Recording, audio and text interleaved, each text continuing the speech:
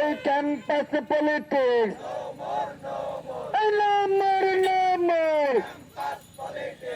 এই বিরক্ষিত রক্ত, এই রক্তের বন্যায় ছাত্র রাজনীতি এই জিনিসটা না বাংলাদেশে এসে পুরো জগা খিচুড়ি হয়ে গেছে। বাংলাদেশে ছাত্র রাজনীতি মানেই দখলদারিত্বের ছাত্র রাজনীতি, লেজুর ভিত্তিক ছাত্র রাজনীতি।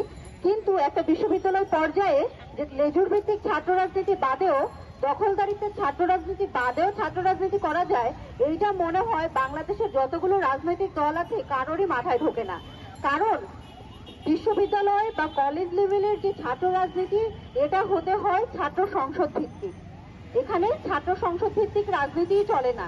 এখানে শুধু রাজনীতি চলে যে চলো রুম দখল করি, চলো হল দখল করি, চলো পলিটিক্যাল ফ্লোর বানাই, পলিটিক্যাল রুম বানাই, আমরা সেক্রেটারি ব্লক বানাই, প্রেসিডেন্ট ব্লক বানাই। বাংলাদেশের যে এই যে নোংরা একটা সংস্কৃতি চলে আসছে বছরের পরে বছর, এটা কিন্তু আওয়ামী লীগ সরকার চলে গিয়েছে বা ছাত্রলীগ চলে গিয়েছে তার মানে এরকম না যে এই যে রাজনীতির যে নোংরা খেলাটা এটা হচ্ছে পুরোপুরি নির্মূল হয়ে গেছে। এটা কিন্তু হয়নি। আর কবে হবে এইটা আমরা জানি না, কিন্তু আমরা জানিয়ে দিতে চাই যে আমরা এই দখলদারিত্বের ছাত্র রাজনীতি এটাকে নির্মূল করেই ছাড়বো, তাতে যতদিন সময় লাগে।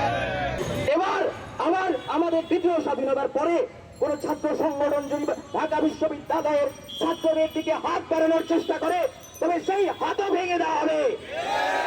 আজ আমরা ঢাকা বিশ্ববিদ্যালয়ের রাজু ভাস্কর্যের পদবেশ থেকে ঘোষণা করতে চাই, ঢাকা বিশ্ববিদ্যালয়ে কোন ধরনের ছাত্র সংগঠন তাদের কার্যক্রম পরিচালনা করতে পারবে না এবং প্রশাসনকে অতি সত্বর ডাকসুর মাধ্যমে ছাত্র রাজনীতির একটা সুস্থ ধারা চালু করার আহ্বান জানাচ্ছি।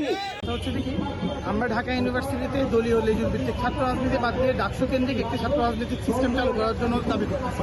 যেখানের মধ্যে দলীয় রাজনীতি থেকে আমরা সবসময় দেখেছি দলীয় রাজনৈতিক দলগুলোর থেকে যে ছাত্র রাজনৈতিক দলগুলো আসে তারা তাদের ক্যাডার বাহিনী হিসেবে কাজ করে এবং তারা দখলদারিত্বের রাজনীতি, চাঁদাবাজি রাজনীতি করে।